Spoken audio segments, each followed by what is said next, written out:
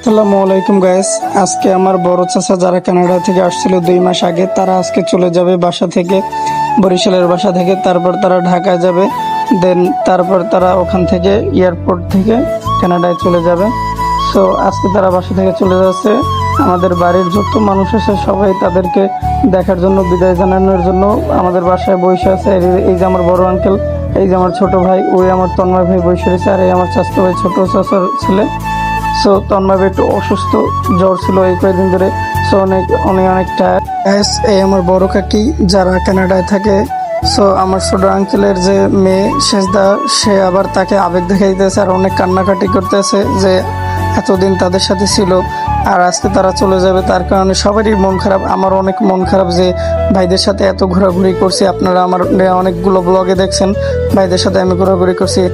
So এখন তার ঘোরাঘুরি হবে না আর তাদেরকে পাবো না, তারা আবার 6 বছর পরে আসবে। এই কারণে সবারই মন খারাপ আর সবাই কান্নাকাটি করতেছে। সো আপনারা সবাই দোয়া করবেন তারা যেন ভালোভাবে কানাডাতে পৌঁছতে পারে।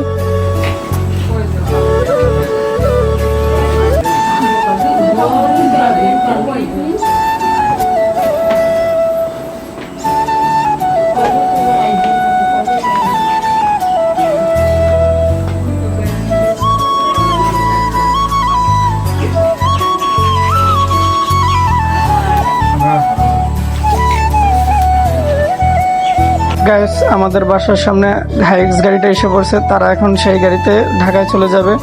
সো আমি ব্যাগগুলো নিয়ে আসছি আর আমার স্বাস্থ্য ভাই সেও ব্যাগগুলো নিয়েছে। এখন গাড়িগুলোর ভিতরে ব্যাগগুলো ওঠানো হচ্ছে আর যে গাড়ির যে চালক সে আঙ্কেল এখন ব্যাগগুলো সুন্দর মতো উঠাইতেছে আর গাড়িটার ভিতরে অনেক ডেকোরেশনগুলো অনেক সুন্দর। এখন আমাদের ব্যাগগুলো ওঠানো শেষ, এখন এক একজন করে গাড়ির ভিতরে উঠতে আছে। সো আপনাদের যদি ব্লগটি যদি ভালো লাগে তাহলে আপনারা সবাই লাইক, কমেন্ট, শেয়ার করবেন। আসসালামু আলাইকুম।